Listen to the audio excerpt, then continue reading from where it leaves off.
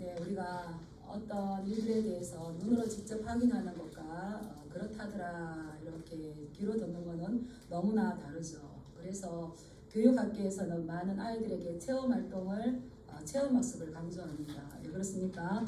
백눈이 불여일견이다. 100번 듣는 것보다 한 번 보는 것이 훨씬 낫기 때문에 이제 돈을 들여서라도 가기를 원하고 또 체험을 시키는 것이 교육학계에서는 많이 쓰입니다.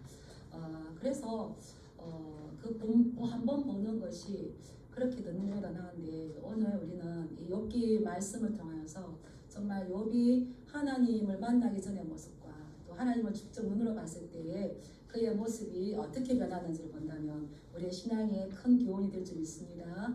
예, 그래서 이 욥기도 지혜서에 들어가잖아요. 지혜서에.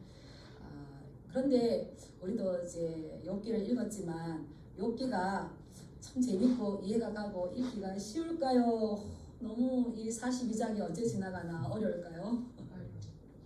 예, 저도 평신도 때 뭐 뭔지 모르게 좋아서 읽었어요. 근데 이게 참을 수가 없어요. 너무 말씀이 이렇게 안 와닿아가지고 이제 그 이유가 있습니다. 욥기가 1, 2장 이제 그리고 42장은 우리가 읽을 수 있는 산문으로 되어서 읽을 수가 있지만 3장부터 41장까지는 이제 시로 되어 있어요. 그리고 너무 오래전에 고대의 이 시이기 때문에 이제 학자들도 이것을 번역하기가 만만치 않대요. 우리가 시를 있는 그대로 그 뜻을 이해하기가 계속 묵상하고 계속 깊이 생각하지 않으면 정말 쉽지 않잖아요. 그래서 욥기에 있는 몇 가지 말씀들을 우리 기독교인들이 잘못 사용하는 말씀이 있습니다. 대표적인 게 뭐냐면 내 시작은 미약하였으나 내 나중은 창대하리라. 어떤 뭐 개업을 해요. 이사를 해요. 그러면은 이제 목사님이 어떤 액자 찾으러 갑니까? 내 시작은 미약하였으나 내 나중은 심히 창대하리라. 축복의 그림 것 같아서 참 좋겠지만 이게 전체적인 문맥에 봐서는 이거는 하나님의 말씀도 아니고 욥이 하는 말도 아니고 친구 빌닷이 욥을 아주 아프게 충고하면서 약간 이 잘못 말하는 거죠. 비아냥거리면서 하는 말인데 우리가 그래서 이 말을 쓸 때에 과하게 쓰는 거. 그래서 우리가 말씀 올바르게 알지 못하면 한 부분을 뚝 떼어서 하는데 우리는 그런 오류를 범하지 말아야 될 줄 믿습니다. 그래서 이 욥이 주는 메시지가 뭔가 또 잘못 읽으면 욥이 큰 어려움을 당했는데 그것을 잘 참아서 뒤에는 2배의 복을 받았대 라고 끝나기도 합니다. 그러나 이 욥이 우리에게 주시는 메시지는 그게 아니죠. 여러 가지가 있겠지만 오늘 우리 42장을 읽었었는데요. 이것을 통해서 욥이 큰 어려움을 이 고난을 통해서 그 고난의 터널을 지나오면서 그 가운데서 하나님을 만났던 것이 그러므로 어떻게 변화가 되었는지 이것을 우리도 같이 깨달아야 될 줄 믿습니다. 욥의 하나님이 우리의 하나님인 줄 믿습니다. 예. 그래서 이 42장을 설명하기 위해서는 욥이 어떤 사람인지를 봐야 돼요. 그래서 42장을 또 설명하기 위해서 잠깐 욥이 어떤 사람인지 1, 2장의 이야기를 한번 살펴보겠습니다. 욥은 어떤 사람이었습니까? 아주 부자였어요. 부자일 뿐만 아니라 정직하고 하나님을 경외하고 온전하여서 세상 누구도 이 욥과 비교할 수 없을 만큼 하나님께서 인정하는 그러한 경건한 사람이었습니다. 경건한 사람이었습니다. 심지어는 자기 열의 아들이 있는데 자녀들이 있는데 이 아이들이 생일을 지나고 나면 어떻게 했습니까? 혹시 범죄했을까봐 그 각자 불러가지고 하나님 앞에 번제를 드렸어요. 뭐 이만한 게 있겠습니까? 생일 지나서 하나님 감사합니다지만 우리가 너무 기뻐서 자칫 하나님 앞에 교만하겠을까봐 회개하십니까? 아니잖아요. 그 정도로 이 하나님 앞에 경건한 자였어요. 그래서 하나님께서 인정하시는데 우리 하나님이 하루는 자랑을 하십니다. 우리 하나님께 자랑이 되시길 축복합니다. 제가 욥기를 읽을 때마다 느끼는 게 있는데 우리 하나님은 자랑할 때가 따로 있지 사단에게 자랑하시는 거예요. 근데 사단에게 네가 욥을 보았느냐? 욥같이 온전하고 정직하고 악에서 떠나고 하나님을 경외하는 자가 없다. 이렇게 막 쏘으셔서 욥을 자랑하시는 거예요. 근데 사단의 반응은 어떻습니까? 시기라는 거예요. 욥이 까다롭시가 이렇게 했으니까 하나님께서 그렇게 복을 주시고 울타리를 쳐서 그를 보호해 주시니 저라도 하나님 경외하겠습니다. 그런데 만일 그에게 있는 재산을 빼앗아 버리면 욥도 어쩔 수 없이 사람이기 때문에 하나님을 욕하게 될 겁니다. 이렇게 이야기했어요. 하나님은 욥을 잘 알기 때문에 사단에게 그랬죠. 그러면 네가 욥의 소유를 한번 빼앗아 봐라. 그때로부터 이 사단이 신이 나서 내려와서 우리 지금도 천상의 회의가 이루어진 줄 믿습니다. 아멘. 이 땅에만 이루어지는 게 아니라 지금 하늘나라에서 이 천상회의가 이루어지고 있어요. 우리 이거 잘 살펴야 돼요. 사단이 그 허락을 받아가지고 사단도 하나님께서 허락하시는 것만 할 수가 있죠. 사단의 목적은 뭘까요? 믿는 자를 넘어뜨리는 겁니다. 그래서 하루는 툭 쳐서 아들들이 큰아들 집에 있는데 툭 쳐가지고 서바 사람이 와서 칼로 죽이고 재물 빼앗아가게 하고, 하루는 하늘에서 불이 내려와서 재산을 태우고 종들을 태우고 이런 일이 있는 거예요. 정말 이 욥기를 보면 하루아침에 이렇게 폭삭 망할 수도 있겠구나. 어떤 분이 큰 교통사고를 당했었어요. 근데 그분이 하시는 말씀이 이거더라고요. 목사님, 억하니까 억이 넘어간다더니만 자동차 브레이크를 잘못 받았는데 빗길에 미끄러져가지고 억하고 다가오는 버스를 다가오는 저기 빗길에서 얘가 미끄러져가지고 다가오는 버스를 치고 사람들이 다다다닥 하고 자가용을 치고 말할 수 없어. 이 욥기도 보면 세상에 하나님께서 지키지 않으면 하루아침에 억하고 무너지겠구나, 이런 것을 볼 수가 있죠. 그런데 이 사단은, 이 욥은 그러한 가운데서도 하나님께서 신뢰하는 욥은 원망을 합니까? 원망하지 않습니까? 원망하지 않아요. 그리고 우리가 어려울 때에 참 많이 우리도 고백하지 않습니까? 욥기 1장 21, 22절에 보면 이렇게 말합니다. 내가 모태에서 알몸으로 나왔사온즉 또한 알몸이 그리로 돌아올지라. 주신이도 여호와시오 그두신이도 여호와시오니 여호와의 이름이 찬송을 받으실지니라. 아멘 하시길 축복합니다. 아이고 이게 내 건데요. 세월이 오래다 보면 주신이도 여호와시오, 옛날 개역 한글에서도 취하신이도 여호와시오니 오직 여호와의 이름이 찬송 받으실 것입니다. 이렇게 고백할 수가 있어야 되는데 그게 참 쉽지 않잖아요. 제가 어릴 때에 목사님에게 그런 이야기 들었어요. 어느 믿음 좋은 집사님 집에 그 사업체에 불이 나버렸대요. 그래서 이 목사님이 마음이 너무 이제 안타까웠어요. 그리고 큰일 났다. 잘 돼도 그럴 건데 저 사업체에 불이 났으니 시험 들어서 교회 안 나오겠다. 근데 그날 저는 수요일 날 감사한 권이 올라왔대요. 감사 제목은 하나님 불이 나게 해주셔서 감사합니다. 하나님께서 더 좋게 역사하실 줄 믿습니다. 그러하지 않아도 그분은 이미 믿음에 승리한 거죠. 그래서 이 입술로 범죄하지 않았을 때에 사단은 하나님과의 내기에서 이겼습니까? 졌습니까? 우리는 지금 이거 욥기를 읽을 때에 욥이 어떠한 그런 잘못을 일한 것이 아니라 지금 하늘나라에서 하나님이 사단에게 욥을 내어줬다는 것, 그리고 사단은 하나님 앞에 내기를 걸었다는 걸 우리가 기억하셔야 돼요. 그런데 이제 사단이 실패했죠. 그런데 사단은 절대 자기의 잘못을 인정합니까? 인정하지 않습니까? 인정하지 않습니다. 그리고 하나님 앞에 갑니다. 자기 몸이 괜찮으니까 그렇지 이제 한 번 더 이 욥의 몸을 치면 반드시 하나님을 욕할 것입니다. 그래서 또 하나님께서 또 허락하셨죠. 그래서 제2차 시험이 됩니다. 이제는 욥의 몸을 치라고 허락하셨기 때문에 사단이 욥의 몸을 치는데 머리부터 발바닥까지 종기, 악창이 나게 이제 만드는 거죠. 그래서 얼마나 그게 가렵고 아픈지 그런 질그릇 조각을 가지고 그 아픈 데를 막 긁어야 되는 겁니다. 참 비참한 거죠. 그런데 그 모습을 보고 그 아내가 뭐라고 그럽니까? 또 한마디 합니다. 당신이 그런 가운데서도 하나님을 굳게 믿느냐? 차라리 하나님을 욕하고 죽어라. 이렇게 성경에는 이렇게 얌전하게 썼지만 그냥 이렇게 얌전하게 말했을까요? 얼마나 비방하면서 차라리 사는 것보다 너를 그렇게 만드신 하나님을 욕하고 죽는 것이 낫겠다. 이렇게 이제 버거웠겠죠. 그때 욥은 이 흔들리지 않습니다. 그리고 이렇게 말합니다. 그대의 말이 한 어리석은 여자의 말 같도다. 하나님께 복을 받았은즉 화도 받지 아니하겠느냐. 우리의 모든 생사복을 주관하시는 분은 하나님이신 믿습니다.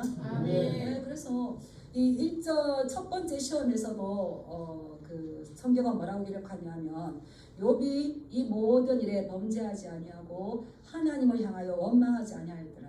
이렇게 1차 시험 때 기록했던 것을 2차 시험 때도 욥은 입술로 범죄하지 않았다고 했습니다. 그래서 우리는 어려움을 당하거나 힘든 일이 있을 때에 우리의 마음은 어떻습니까?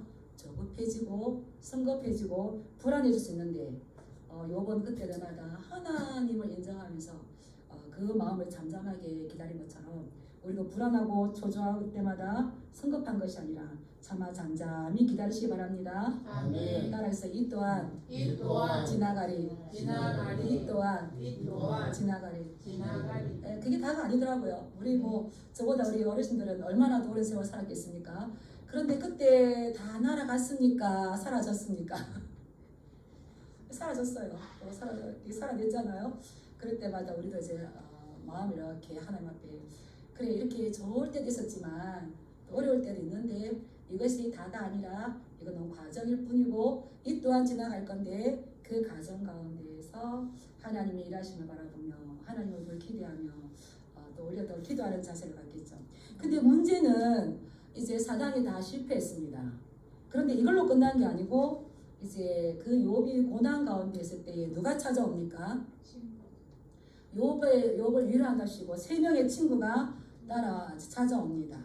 찾아와 보니까 집은 다 망했지. 그 몸은 악창이 나서 이 욥이라는 것을 알아보기 힘들 정도로 비참하게 앉아 있을 때에 이 친구들의 성경에 보면 7일 7야를 아무 말 하지 못하고 가서 울면서 옆에 앉아 있다가 이제 친구들은 확신을 합니다. 가만히 보니까 이 욥이 이러한 꼴을 당한 거는 뭐 때문에 그렇다? 네가 죄를 지었다. 네가 죄를 짓지 않고는 하나님께서 이렇게 할 수 없는데 네가 뭔지 모르지만 하나님 앞에 숨은 죄가 있기 때문에 이렇게 망했다. 죄가 없는데 망한 사람 없다. 그러니까 너 빨리 하나님 앞에 회개하라. 자꾸 이렇게 충고하는 겁니다. 이게 뭡니까? 인과응보죠. 네가 악을 해갔기 때문에 이 벌을 받는 거다. 지금 이렇게 이야기하는 거예요. 그리고 나라면 차라리 하나님 앞에 다 맡기고 회개하겠다. 막 자신들의 의로움을 일어나는 겁니다. 의로움을 이야기하는 겁니다. 그런데 지금 이 일은 욥이 죄를 지어서가 아니라 지금 누가 내기를 하고 있는 거예요? 그래서 이 세 친구의 말이 옳습니까? 옳지 않습니까? 옳지 않습니다. 그 공방이 계속적으로 3장부터 37장까지 계속 이어져요. 우리도 이렇게 쉽게 그 오류를 범할 수가 있어요.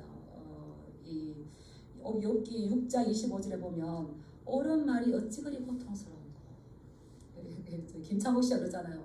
나는 틀린 말 안 해. 난 옳은 말만 해. 근데 옳은 말이 필요할까요? 아픈 사람에게 위로의 말이 필요할까요? 고통 가운데 있는 사람에게 우리가 해야 할 건 있을까요? 따라서 없습니다. 없습니다. 뭘 할까요? 그냥 같이 있어주고요. 그 고통을 덜어주는 거예요. 예수님의 말씀처럼 우는 자와 함께 울어주는 것밖에 없습니다.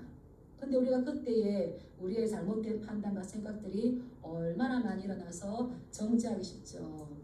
그래서 우리는 그럴 때에 우리의 입술을 닫고 그 사람의 말을 들어주고 그 사람의 아픔을 공감해줘야 되는데 성경에 열왕기상 19장에 보면 엘리야가 로뎀나무 아래에 들어누워가지고 하나님 지금 나 너무 힘듭니다. 막 하나님 위해서 큰일을 했는데 내가 지금 너무 힘듭니다. 막 죽여주세요 할 때에 누가 옵니까? 천사가 와가지고요. 너 뭐 때문에 그래? 하나님을 안 믿어? 너 그래 선지자야? 이렇게 하는 게 아니고요. 하나님께 천사를 보냈는데요. 천사가 엘리야를 어루만져 줍니다. 그리고 뭐합니까? 숯불에 구워 맛있는 떡을 줍니다. 물을 한 병 줍니다. 그러고는 아무 말 안 해요. 일어나 먹어라. 일어나 먹어라. 그래서 우리는 성경에서 아픈 자를 위로하는 걸 배울 수가 있습니다. 너무 힘들어가지고 나 죽겠다 하는 사람에게 뭐 해야 됩니까? 알겠습니다. 맛있는 거 먹여라. 그냥 떡을 먹는 게 아니라 숯불에 구운 떡이라고 나오더라고요. 다시 찾아보니까 맛있는 거. 그리고 이제 그 누가복음 15장에 보면 둘째 아들이 만신창이가 되어서 돌아왔어요. 아버지가 뭐라 합니까? 아무 말 안 해요. 그리고 어떻게 합니까? 그냥 가서 안아줍니다. 아파하고 고통한 사람 보면 안아주시기 축복합니다. 그래서 데려다가 먹이고 위로해주고 그냥 안아주고 또 아파하면 그 뒤에 보니까 다시 천사가 와서 엘리야를 어루만지며 떡을 주며 물을 먹고 일어나 먹어라. 우리가 해야 할 건 이건 좀 있습니다. 네, 그런데 요배 친구들은 그러지를 못했어요. 네가 지금 잘못했기 때문에 이 어려움을 당했는데 인과응보의 공식을 딱 대입을 합니다. 그런데 요번 자기 자신 아무리 돌아봐도 내가 하나님 앞에 서갈 때에 그 말이 맞기는 맞지만 내가 그 말이 맞아서 1장과 2장에 남부럽지 않은 복을 받았지만 지금 내가 고통 가운데 있을 때에 이것은 나에게 맞지 않다. 나에게 적용해보니까 나는 적어도 여기에 맞지 않고 나는 죄가 있는 것이 아니다 라고 하다 보니까 자기의 무죄를 주장하다 보니까 누구를 원망하게 되는 겁니까? 입술로 범죄하지 않겠다고 그렇게 입을 지켰는데 뒤에는 이제 이 불편이 터져 나오는 겁니다. 그리고 23장 6절에 보면 그가 큰 권능을 가지고 나와 더불어 다투겠느냐? 아니로다. 도리어 내 말을 들을 것이다. 우리가 하나님하고 다툴 수가 있겠습니까? 따라 해보겠습니다. 세계 역사 가운데 성경 역사 가운데 하나님과 다투어서 이긴 자 없다. 그런데 하나님이 나와 더불어 다투시겠느냐? 하나님은 나와 함께 다투는 것이 아니라 도리어 내 말을 들을 것이라고 얘기하는 거예요. 그리고 또 이제 이 40장 8절에 하나님께서 욥을 책망하실 때 하는 말씀이 있는데 네가 내 공의를 부인하려느냐 내 의를 세우려고 나를 악하다 하겠느냐 이 말씀이 있어요. 하나님께서 욥에게 네가 너의 의로움을 세우려고 하나님의 공의를 부인하며 하나님이 잘못했다고 하면서 네 의를 세우면서 하나님을 악하다고 하겠느냐. 욥이 실수를 한 거죠. 자기가 너무 힘들기 때문에 끝까지 차마 잠잠히 기다리지 못하고 내가 이렇게 의로운데 나를 힘들게 하는 하나님의 공의가 잘못됐다. 내 의와 하나님의 공의가 충돌되었을 때에 누구의 옳음을 더 주장하는 겁니까? 나의 옳음을 주장하는 것이 요 이제 주기도문 23장에 이렇게 있어요. 그래서 내가 그를 만나고 싶어서 앞으로 가도 그가 아니 보이시고 뒤로 가도 아니 보이시고 오른쪽에 왼쪽에 따지면 만날 수가 없는데 내가 만나면 내가 얼마나 어려운 자였는지 하나님 앞에 물어볼 것이다 하는데 하나님을 만날 수가 없다라고 탄식을 하죠. 저는 이 말씀을 보면서 그런 이야기가 생각났습니다. 맹인이 인도 코끼리 다리 만지는 이야기였습니다. 맹인들이 있었어요. 앞을 못 보시는 분들이죠. 이분들 앞에 이제 코끼리를 딱 갖다 댔습니다. 그래서 어떤 사람은 다리를 만집니다. 어떤 사람은 코를 만집니다. 어떤 사람은 귀를 만집니다. 그러고는 말합니다. 이거 코끼리는 내가 다리를 만져보니까 큰 기둥이야. 코끼리는 기둥이야. 기둥. 알았어? 이렇게 하는 거야.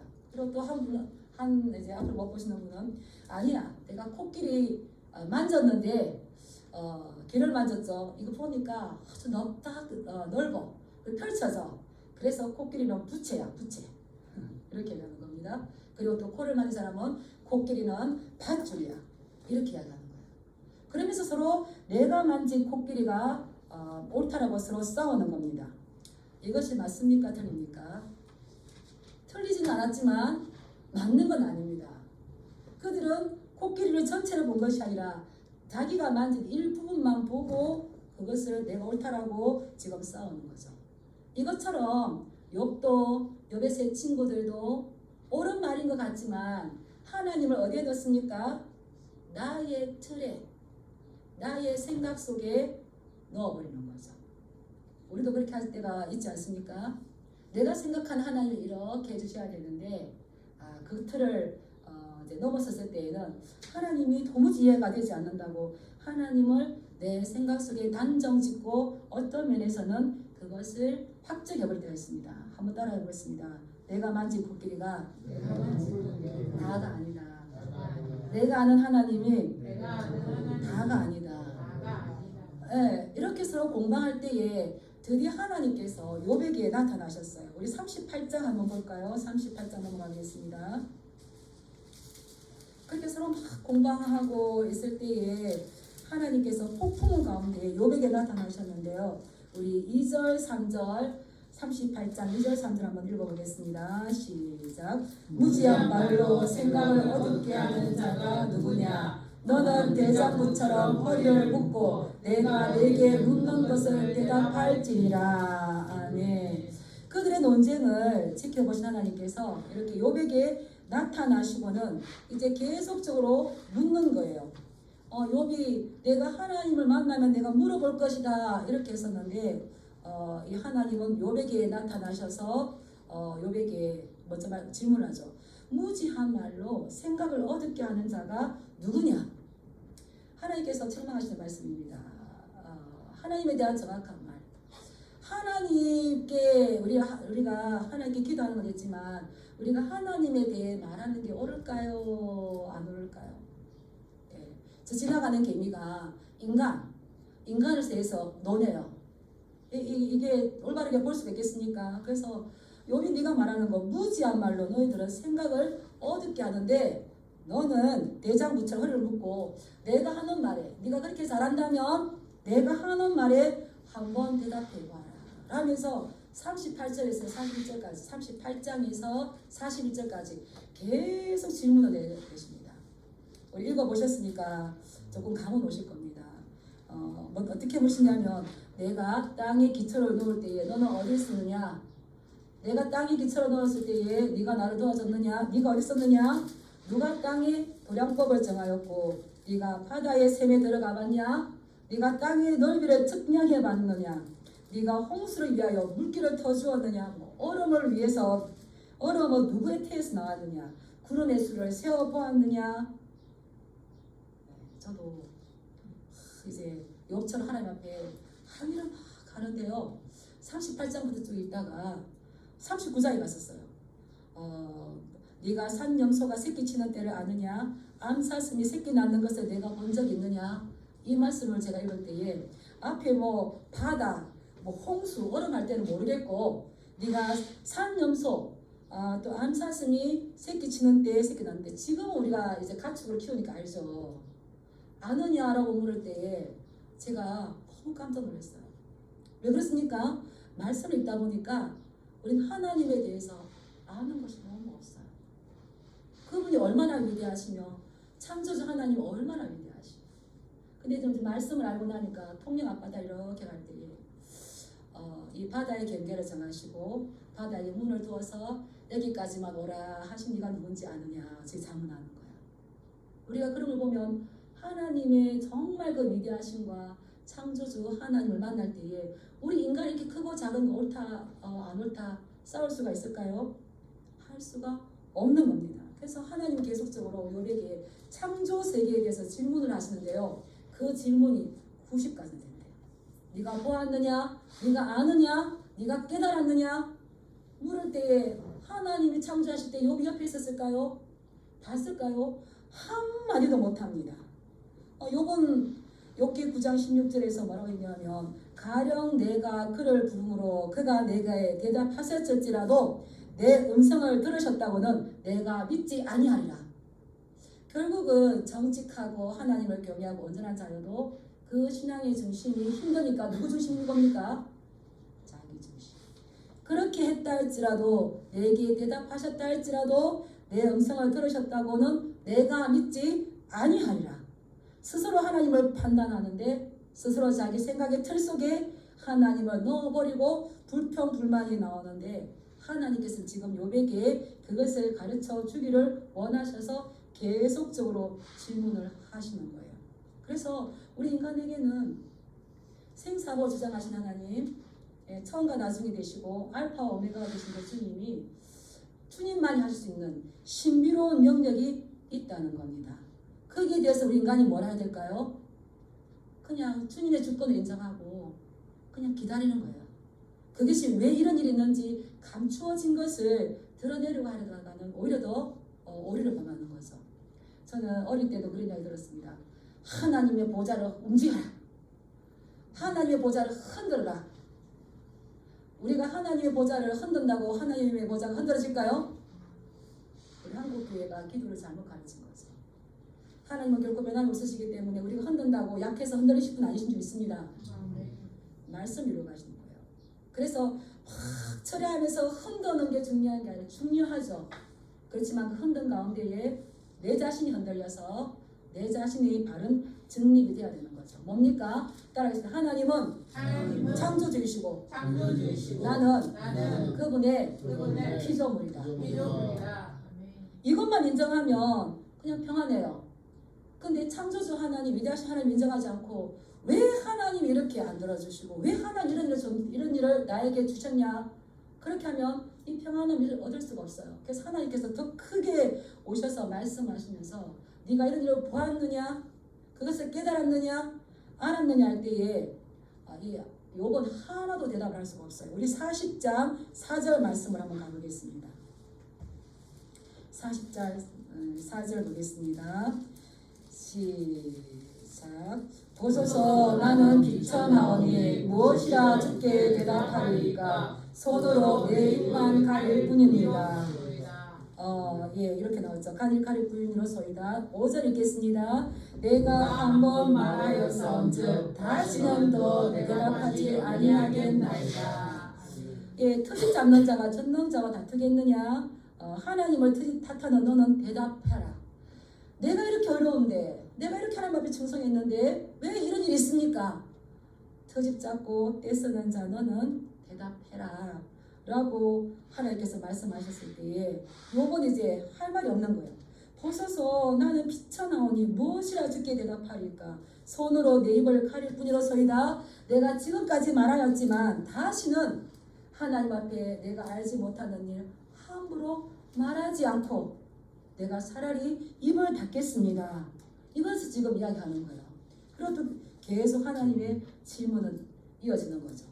그럴 때 다시 이제 욥이 대답하는 두 번째 대답이 오늘 본문 말씀입니다. 계속적으로 또 하나님께서 말씀하실 때 우리 42장 2절 말씀 읽어보겠습니다. 시작. 주께서는 못하실 일이 없사오며 무슨 우리에겐지 못 이루실 것이 없는 줄 아오니. 나의 높음을 가지고 하나님을 제외할 때에 나의 틀 속에 하나님이 들어옵니까? 안 들어옵니까? 안 들어오니까 계속 헛방한지하는 거예요. 그런데 하나님의 크심과 그분의 위대하심과 그분이 나를 만드신 창조주 하나님이시고 그분이 만물을 운행하신다는 걸 알았을 때에 이제 체험적으로 아는 거죠. 알았을 때에 자신의 위치를 깨닫는다는 겁니다. 이해하시고 들으시기 바랍니다. 저는 제 결혼 초에 남편을 이기려고 했었어요. 그랬는데 말씀을 보니까 이게 아니더라고요. 너는 남편을 원하나 남편은 너를 다스릴 것이다. 이 창세기 말씀을 보고는 깜짝 놀라서 이거는 남편이 잘못한 게 아니라 내가 잘못한 거예요. 너는 남편을 원하지만 남편은 너를 다스릴 거다. 그러니까 우리 힘으로 안 되는데 막 원하고 내 마음대로 설정하려고 할 때에 남자들은 어떻게 합니까? 힘으로 하는 거죠. 그래서 제가 남편한테 말하지 않고 세상에 하고 저 혼자 알고 그 다음에 제가 이제 남편에게 이렇게 순종하는 거예요. 그러니까 너무 편해요. 경험하시고 축복합니다. 어제도 잠깐 우스갯소리 얘기했지만 남자들이 철이 듭니까? 철들자 갑니다. 철이 안 든 그 남편을 또 내 머리 위에 섬겨라 주셨잖아요. 그래서 서로 이제 돕는 거죠. 근데 여자를 생각할 건 그냥 남편 머리 꼭대기에 올라가서 버리면 어지러워요. 뭐가 안 돼. 그러면 차라리 내려와서 남편으로 하여금 일하게 하면 잘하는 줄 있습니다. 잘해요. 제가 그걸 깨달은 것처럼 창조주 하나님 앞에 우리 순복하시기 축복합니다. 하나님이 왜 이랬어요? 왜 저랬어요? 따지면 안 돼요. 이게 일이 얽히고 순서가 얽혀서 끝까지 안 됩니다. 그런데 어떻습니까? 창조주 하나님 되심을 인정하고 하나님 되심을 높여드리며 이제는 제가 확실하게 알았습니다. 주께서는 우리 눈에 보이는 것과 눈에 보이지 않는 것과 드러나는 것과 신비로서는 모든 일들을 못하실 것이 없는 완전하신 분임을 제가 확실하게 알았습니다. 이거 지금 고백하는 거예요. 그런데 이 무지한 말로 이치를 가린 자가 누구냐? 아까 38장에서 하나님께서 요백에 물었잖아요. 그까지 깨닫고 보니까 맞습니다. 제가 무지한 말로 하나님에 대해서 잘못 말하면서 상황 판단을 흐리게 하는 자가 바로 저였습니다. 저는 깨닫지 못하는 말을 하였고 헤아릴 수도 없는 이들을 어려운 이들을 말했음을 고백합니다. 이렇게 여기서 헤아리기도 어려운 일은 니플라웃이라는 히브리어를 쓰는데 이것은 인간이 이성으로 초월한 하나님의 신. 어떤 분들은 많이 이야기합니다. 내가 이렇게 조금 신비한 걸 봤으면 어떻습니까? 내가 아는 하나님 단주라고 막 말합니다. 따라서 내가 만진 코끼리 다리는 전부가 아니다. 내가 깨달아서 그걸 막 주장합니다. 그러나 니플라, 헤아리기 어려운 것, 신비스러운 것, 이것은 하나님의 영역 가운데 감추어진 것이 인간이 알 수 있는 건 아니죠. 마치 인간이 재판장님처럼 하나님 앞에 하던 거 이런 거 이제는 제가 확실하게 알았는데 제가 무지한 말로 이치를 가렸지만 지금 하나님을 만나고 보니까 나는 깨닫지도 못한 말을 중언부언하게 했었고 스스로 알 수도 없고 헤아리기 어려운 말들을 제가 너무 많은 말을 했습니다. 그러고는 뭐합니까? 내가 이제 귀로 들었던 하나님이 정말 창조주 하나님으로 위험 앞에 내 앞에 서 계심을 내가 눈으로 보았습니다. 하나님에 대해서 많은 귀로 들었던 사람은 자기 자신이 많이 지어내요. 근데 정확하게 하나님을 보는 사람은 하나님은 두려운 분이 좀 있습니다. 그분의 말씀이 어명인 줄 믿습니다. 네. 우리 지금 너무 많이 우리 경상도 말로 귀로 들은 건 뭡니까? 카더라 통신. 그렇다더라. 원인을 모르고 이건 힘이 없어요. 그렇게 만난 하나님은 아이고 내가 아는 하나님이 아니네 어려운 일이 있으면 어떻습니까? 다 떠나가 버렸어. 근데 고난 가운데서 확실하게 만났던 하나님 어떻습니까? 제가 손영호 목사님 기념관 가가지고 박유진 목사님이 설명하실 때 정말 당연한 건데도 저 시대가 이래서 그런지 우상숭배에 대해서 신사참배에 대해서 손영호 목사님은 몸에 칼이 들어와도 거기에 굴복할 수가 없었다는 거예요. 왜 그럴까요? 귀로 들은 하나님이 아니고 그 하나님을 직접 만났기 때문이죠. 그래서 원수를 사랑하라는 말씀이 자기 두 아들을 죽였는데 어떻습니까? 뭐 얼마든지 욕처럼 따지볼 수가 있죠. 제가 그동안 어떻게 살았는데 그리고 그 아들을 어떻게 하려고 했는데 미국에 유학 보내려고 그랬는데 제가 어떻게 하나를 생겼는데 이럴 수가 있습니까? 할 수가 있었지만 이 손영호 목사님 어땠습니까? 정말 그 장례식장에 울면서 실신할 정도가 되지만 하나님의 하나님 되심을 높여드리며 그 마음을 내려놓으며 자기의 생각을 내려놓으며 철저하게 그 하나님 앞에 순복할 때에 사랑의 원자탄으로 그가 죽었지만 우리에게 말하는 줄 믿습니다. 도전을 줄 줄 믿습니다. 이게 이제 하나님을 만나는 거예요. 우리가 신앙생활할 때에 들은 하나님이 아니라 하나님을 만나시고 은혜 받고 신앙생활 하시기 바랍니다. 아멘. 그리고 이게 회개로 이어지는 거예요. 6절 말씀 읽어보겠습니다. 시작. 그러므로 내가 스스로 거두어 드리고 기끌과 죄 가운데에서 회개하나이다. 아멘. 그러므로 이제 내가 그동안 하나님에 대해서 이치를 얻게 했던 거, 잘못 말했던 거, 이 모든 것들을 하나님 내가 옳다고 주장했던 이 모든 것들 부끄럽게 생각하고 철저하게 거둬들이고 제가 했던 것들을 취소합니다. 하나님께서 나를 뒷골과 죄 가운데 앉게 하셨으니까 제가 여기 앉아서 회개합니다. 우리의 지난 날 모든 하나님 앞에서 생각나는 것들 다 회개하실 축복합니다. 아멘. 그래서 하나님은 못하실 것이 없기 때문에 나에게도 이런 일들을 할 수 있는 하나님만이 모든 것의 주인 되십니다. 하나님의 주권을 인정했습니다. 저는 그런 분 봤어요. 네가 하나님 앞에 고난 당하는 거는 그럴 수 있어. 괜찮아. 그런데 그 고난이 나의 경우 어떻습니까? 그래서 하나님 그랬죠. 왜 너는 하면 안 되니? 이럴 수도 있어요. 근데 제가 저도 이제 욥기를 사랑해서 막 읽고 보니까 하나님이 믿는 자에게 더 큰 고난을 주시는 것 같아요. 믿지 않고 믿음이 연약하면 큰 고난을 주실까요? 고난 지금 도망가 버려요. 근데 지금 욥은 끝까지 몰랐지만 지금 천상에서는 하나님과 사단이 지금 하나님이 사단에게 내기를 받아주시는 거죠. 그래서 지금 이 모든 상황을 지금 하나님이 다 보고 계시는 거죠. 네. 그런데 그때에 우리가 이 모든 상황 가운데에서 하나님께서 나에게 지금 어떻게 보고 계시는가? 사단도 나를 하나님도 나를 바라보고 있지만 우리 또한 하나님께서 사단에게 내기를 했을지도 몰라요. 그럼 우리는 고난 가운데 어떻게 되겠습니까? 입술로 번지하지 않고 내가 이 고난을 통하여서 귀로 만들었던 하나님을 내가 눈으로 봅니다. 그리고 내가 지난날의 모든 것들 다시 다 거두어들여서 주님 앞에 회개합니다. 라고 하나님과의 관계를 더 돈독하게 한다면 정말 그 고난이 주는 유익은 이루 말할 수 없는 거죠. 그래서 많은 믿음의 성도들은 뭐라 말합니까? 고난이 유익이라, 고난이 축복이라. 그래서 조금 섣부른 거지만 저는 이 고난을 너무너무 사랑합니다. 왜 그렇습니까? 고난이 주는 유익을 알기 때문입니다.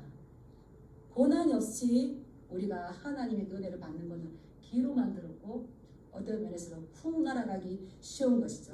그래서 욥은 하나님 앞에 이 혹독한 책망을 받았지만 창조주 하나님을 만나고 난 다음에 자기의 문제에 대해서 답을 얻지 못했어도 욥은 너무 행복한 거죠. 왜 자녀들이 죽어야 됐고 왜 내 자산이 날아갔어야 됐고 내가 왜 이런 큰 고난을 당해야 했는지 이유를 몰랐지만 따라하겠습니다. 하나님 만나면 모든 질문에 답이 주어진다. 경험하셨습니까? 저도 하나님을 더 깊이 만나니까 저의 삶이 해석이 되어지고 제 문제가 해석이 되어지고 그렇구나. 이 고난 가운데 우리가 해야 할 건 더 주께 가까이 나가서 주님 붙드는구나. 그것밖에 없었어요. 하나님을 온전하게 만나실 축복합니다. 우리의 모든 문제의 답은 하나님 자체인 줄 믿습니다. 촛불을 들고 아웅다웅하는 자에게 하나님께 태양빛을 주셨어요. 촛불도 필요할까요? 필요하지 않죠. 그래서 하나님께서 그러한 욥에게 큰 은혜를 주시는데 우리 47장 7절 8절 말씀 한번 읽어보겠습니다. 시작. 여호와께서 욥에게 이 말씀을 하신 후에 여호와께서 대만 사람 엘리바스에게 이르시되 내가 너와 내 두 친구에게 노하나니 이는 너희가 나를 가리켜 말하는 것이 내 종 욥의 말같이 옳지 못함이니라. 그런즉 너희는 수소 7과 순양 7을 가지고 내 종 욥에게 가서 너희를 위하여 번제를 드리라. 내 종 욥이 너희를 위하여 기도할 것인즉 내가 그를 기쁘게 받으리니 너희가 우매한 만큼 너희에게 갚지 아니하리라. 이는 너희가 나를 가리켜 말한 것이 내 종 욥의 말같이 옳지 못함이니라. 아멘. 욥이 명하신 대로 제사를 드리니까 여호와께서 또한 기쁘게 받으셨더라. 욥의 친구들이 욥을 그렇게 많이 정죄하고 다그쳤지만 하나님은 누구의 손을 들어주셨습니까? 욥의 손을 들어주시고 오히려 그 친구를 위해서 기도할 수 있는 중보자로 누구를 세우신 겁니까? 욥을 세우셨죠. 우리는 우리끼리 아무리 공박하고 논쟁해도 답이 없습니다. 이 모든 것을 하나님 앞에 가서 서로 정죄하고 책망하기보다 서로 위해서 기도해주며 함께 이 고난의 터널을 하나님께서 기뻐하는 모습으로 그 과정 가운데서도 은혜롭게 지나갈 때에 은혜로운 결과를 줄 수 있습니다. 따라서 가정도 은혜롭게 지나갈 때에 은혜로운 결과를 주십니다. 그래서 우리는 이제 그 눈으로 주를 보면서 하나님 앞에 나아가는 서로 위로해주고 어떨 때는 우는 자 같이 울어줄지언정 다른 말을 하기보다 그의 필요를 채워주는 성숙한 저와 여러분 되길 주님의 이름으로 축복합니다. 기도하겠습니다.